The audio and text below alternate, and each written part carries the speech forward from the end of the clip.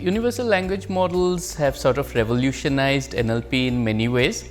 A lot of things that we can do today very easily thanks to these large universal LLMs, we would not have imagined is possible to do even maybe 5 years ago.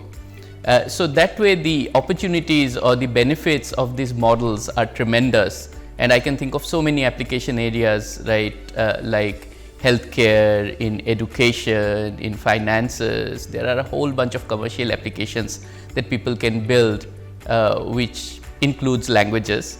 But one very important thing I would like to highlight is the term universal here, which means that they can support multiple languages.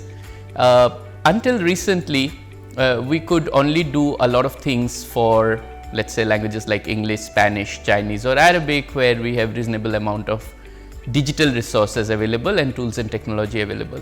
However, for, let's say, a language like Hindi or my own mother tongue, Bangla, we hardly could do, useful things. I mean, there was not enough digital resources, enough technology to do many useful things or have commercial technologies. There was some, but not enough.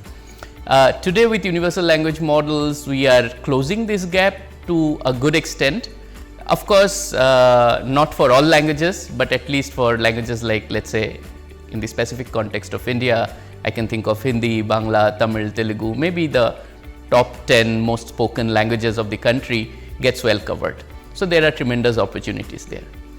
In terms of pitfalls that we should avoid, I would highlight two things. So one is these models, though they are very powerful, they are also biased in many ways based on the data they are trained on.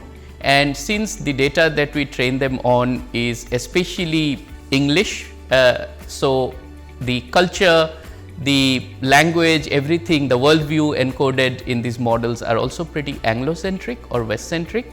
So we should think about how to make them more global, so that they can cover as much of the global cultures, the different values that exist around the world, as much as possible. And of course, they should be as little biased as possible. So these are some of the pitfalls to avoid.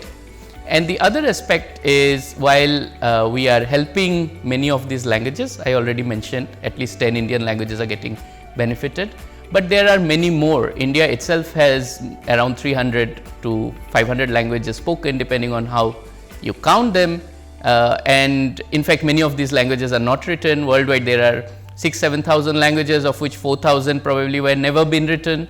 And these language models are all text-based, so really we don't bring any benefit to languages which were never written. So we should make sure that these languages are not left behind, because one very dangerous possibility is, because more and more we will build technology and move towards LLMs to run our education system, our healthcare and so on. I'm very worried that many of these languages might just die out soon because they are not supported by LLMs. So this is a very dangerous pitfall that we have to avoid.